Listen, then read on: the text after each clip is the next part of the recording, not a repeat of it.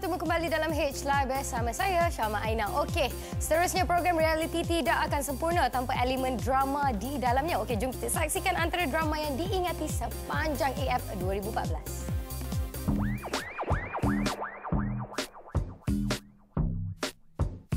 Setiap kali Akademi Fantasia memang tidak boleh lari dengan drama yang diwujudkan oleh pelajar-pelajar maupun pihak yang terlibat.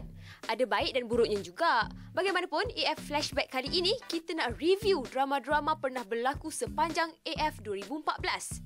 Nombor 3, drama tangisan konsert. Biasalah, setiap kali konsert pasti ada yang menitiskan air mata apabila tiba waktu penyingkiran. Pada minggu ke-7, menyaksikan Adele tersingkir di mana Noha menangis teruk apabila kawan baiknya itu tidak lagi bersamanya. Bagaimanapun, kesedihan itu tidak lama apabila Adele diserap semula pada konsert suku akhir. Seronok ke tidak, Noha?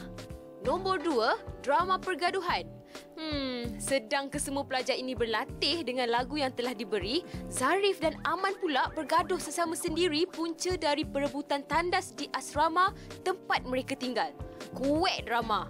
Sehingga Cikgu Fatimah datang dan cuba menyelesaikan perselisihan faham mereka ini.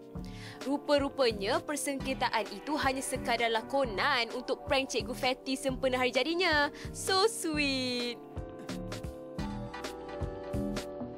Nombor 1, drama pemilihan lagu. Kalau anda nak tahu, Faris tidak suka dengan lagu Awan Nano nyanyian asal Hafiz Suib yang diberikan kepadanya. Awan Nano. Sebab saya tak suka lagu ni. Awak tak suka? Tak suka lagu ni. Lagu Hafiz satu je tak suka. Dia berkata kepada pengetua dan tenaga pengajar, kalau saya tak suka lagu tu, saya takkan dengar pun lagu tu. Wah, hebat betul Faris ni. Memang dia tahulah kot tahap dia dalam membawakan setiap lagu barangkali. Begitulah drama-drama yang berlaku di dalam setiap program reality TV. Lumrah kehidupan. Jadi, anda tentukan siapakah pelajar yang layak bergelar juara pada konsert akhir nanti. Jangan lupa Afundi.